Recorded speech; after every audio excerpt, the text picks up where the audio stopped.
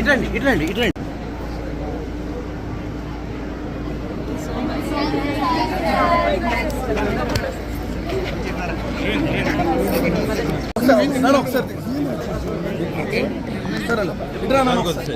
Court తీర్పులో వచ్చిన ఇది గత ప్రభుత్వం వేసిన కమిషన్ అనేక డేటా అడిగినప్పుడు అనేక విషయాలను పరిగణలోకి తీసుకోకుండా ఒక సాంకేతికంగా ఆలోచించకుండా శాస్త్రీయంగా ఆలోచించకుండా ఫీజు స్ట్రక్చర్ని పెట్టింది. అయితే కోర్టు దీంట్లో వచ్చిన ధర్మిల కోర్టు తీర్పు కూడా దానికి వ్యతిరేకంగా వచ్చిన ధర్మిల దాని మీద ఆలోచించాల్సి ఉంది. ఆలోచించి విద్యార్థులకు ఏది లాభం చేస్తుందో ఆ నిర్ణయం తీసుకుంటారు. సరే, అనంతపురంలో గొడవ జరుగుతుంది.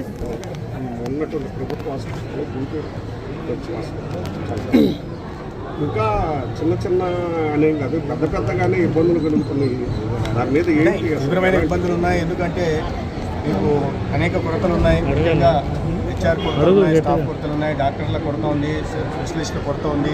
వీటిని మార్చే ప్రయత్నం చేస్తాం. అందుకని ఇటీవల చూస్తే మీరు అనేక ఉద్యోగాల కోసం నోటిఫికేషన్లు కూడా ఇవ్వడం జరిగింది. నర్సింగ్ స్టాఫ్కి సంబంధించి ఫార్మసిస్టులకు కూడా నోటిఫికేషన్ ఇవ్వడం జరిగింది. గత ప్రభుత్వం జీరో వేకెన్సీ పాలసీ పేరుతో ఆర్భాటాలు ప్రచారాలు చేసుకుని తప్పిస్తే వాస్తవ పరిస్థితులు దానికి భిన్నంగా ఉన్నాయి. నేను కూడా వైద్య ఆరోగ్య శాఖ మంత్రిగా బాధ్యతలు తీసుకున్నప్పుడు జీరో వేకెన్సీ అంటే ఎక్కడెక్కడ ఖాళీలు లేవేమో అనుకున్నాను. కానీ వాస్తవాలు చూస్తే స్పెషలిస్టులలో 70% దాకా ఖాళీలు ఉన్నాయి. ఇతరత్ర వాటిల్లో 50% దాకా కొరత ఉన్నాయి. మనం చూస్తున్నాం, మీడియా కూడా చూస్తూ ఉంది, ప్రతిరోజు ఉంటున్న మీరు. కాబట్టి ఊరికి అసత్య ప్రచారాలు చేసుకుంటా ఆర్భాటు ప్రకటనలు చేసుకుంటూ ఉండడం కాకుండా ఎక్కడెక్కడ ఖాళీలు ఉన్నాయి ఆ ఖాళీలు గుర్తించే ప్రయత్నం చేస్తున్నాం. ముఖ్యంగా జీజీఎస్లలో ఇటీవల చేసిన సమీక్షలో ఒక ఎఫ్ఎన్ఓలు ఎంఎన్ఓలే 900 మంది కొరత ఉంది. నర్సింగ్ స్టాఫ్ 300 చిల్లర కొరత ఉంది. కాబట్టి ఈ దిశగా ఆ కొరతలను ఇది చేయడం కోసం, పూర్తి చేయడం కోసం నియామకాలు చేపట్టే ప్రయత్నం చేస్తున్నాం.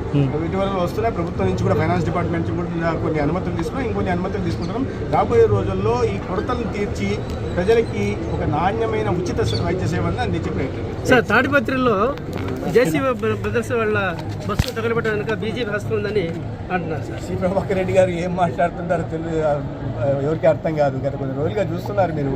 అంత తీవ్రంగా మాట్లాడాల్సిన అవసరం లేదు. ఆ వయసుకు తగినట్టుగా మాట్లాడాలి. ఎందుకంటే ఎక్కడో ఏదో బస్సు కాదుస్తే దానికి బీజేపీ వాళ్ళకి ఏ రకమైన సంబంధమో నాకు అర్థం కాదు. అనేక విమర్శలు వచ్చాయి వారి మీద, వారి బస్సుల మీద, వారి వ్యాపారాల మీద. గతంలో ఏం చేస్తున్నారు, ఎక్కడి నుంచి తెచ్చారనే విషయం వాటిలో నేను పోదలుచుకోలేదు. కానీ కూటమిలో భాగస్వామిగా ఉంటున్న భారతీయ జనతా పార్టీ గురించి మాట్లాడడం అది సహేతుకం కాదు. మన దేశంలో పాలిస్తున్న పార్టీ బీజేపీ పార్టీ. ఇవాళ సఖ్యతతో చాలా అన్యోన్యంగా కూటమిలో సభ్యులైన తెలుగుదేశం, బీజేపీ, జనసేన ఒక మంచి ప్రభుత్వాన్ని అందిస్తున్నాయి. కేంద్ర ప్రభుత్వ సహకారంతో మంచి పాలన సాగిస్తున్నాయి.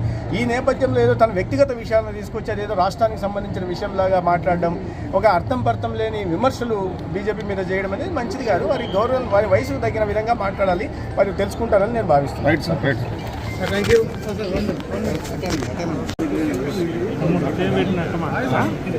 అవకాశం